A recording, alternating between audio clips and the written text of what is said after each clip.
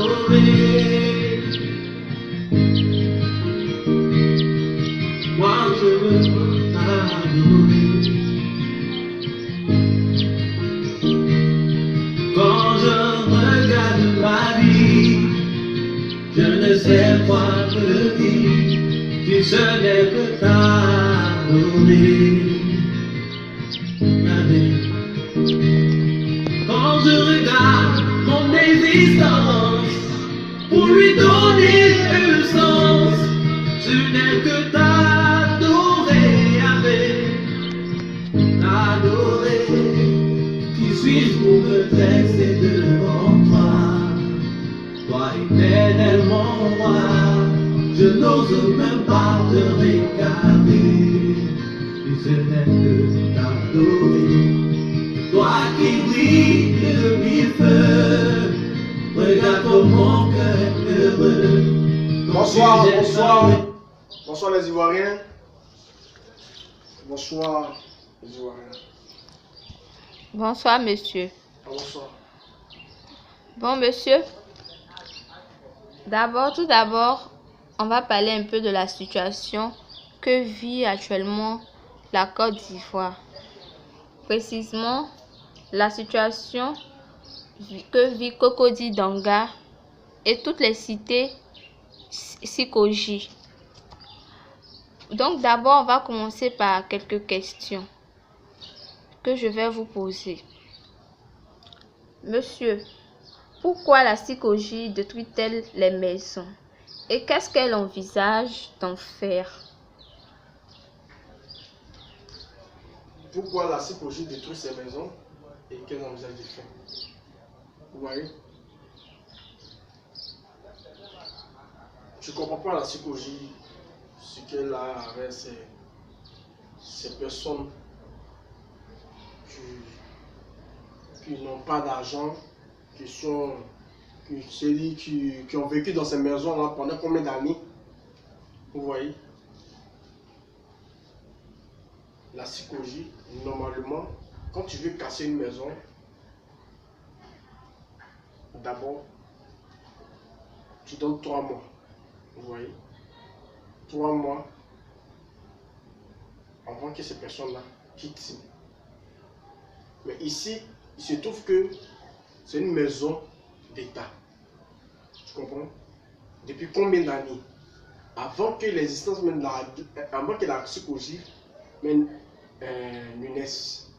Parce que ces maisons-là existaient depuis combien d'années? Avant l'indépendance de la Côte d'Ivoire. Tu vois qu'elles sont âgées. Mais il se trouve que la Sikoji a trouvé pour proteste que ces personnes ne payent pas, comment dirais-je, les maisons de la Sikoji. Donc, un bon matin, la Sikoji se lève et dit, bon, puisque ces personnes ne payent pas ces maisons-là, elle prend la décision de casser ces maisons des pauvres personnes. Jusqu'à présent, ces personnes ne savent pas où aller. Ils sont dans la rue, ils dorment à la belle étoile. C'est dur, c'est dur. Pour des Ivoiriens, on dit pays, fiers Ivoiriens, pays de l'hospitalité. Vous voyez? Ces personnes se retrouvent dans la rue, ils ne savent pas où aller. Pourtant, ces maisons existaient depuis avant l'indépendance. Ok, monsieur. Mais après que la Sikoji ait détruit les maisons là, qu'est-ce que la Sikoji va en faire de ces terrains vides? Bon, ça je ne vais pas entrer dans ces détails parce que je ne sais pas ce qu'elle prétend faire avec ses... Ok, merci monsieur. Ok monsieur.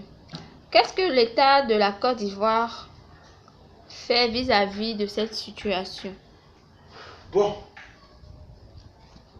je ne suis pas l'État, mais je ne parle pas pour l'État, parce que moi je ne suis pas l'État, je suis dans l'État. Vous voyez? Moi je veux remercier la bonne foi de tout un chacun qui se manifeste de gauche à droite pour aider ces pauvres populations diminuées qui sont toujours couchées à la belle étoile, qui ont tous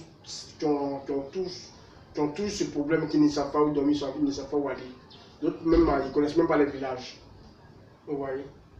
Mais je pense que l'État va penser, parce que le fait que des Ivoiriens se retrouvent dans la rue, sans abri, je pense que par la bonne foi de notre président, je pense qu'il va réagir. Parce que le fait que ses parents se tombent au dehors, on ne sait pas ce qui peut les arriver. Vous voyez? Donc, on prie le bon Dieu pour que, en tout cas, le président science pour que ces personnes soient relogées. Ok, merci monsieur.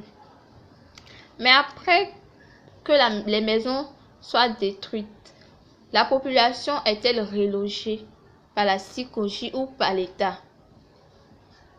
Bon, ces personnes soient relogées, je ne pense pas. Parce que si ces personnes étaient réellement relogées, je crois que si la CICOJ, dès lors que la CICOJ a cassé ces maisons-là, elle avait déjà pris toutes ces dispositions pour que ces personnes-là soient relogées. Mais ce qui n'a pas été le cas, il se trouve que ces personnes-là sont encore dans les rues. Ok. Donc on attend pour voir. Merci. Monsieur, votre point de vue vis-à-vis cette situation que vit votre pays? Bon, mon point de vue, je pense que je n'ai rien à dire que de pleurer le bon Dieu. Parce que le Seigneur, il connaît la vie de tout un chacun, le destin de tout un chacun. Celui qui nous a créés. Mais je vais dire une chose,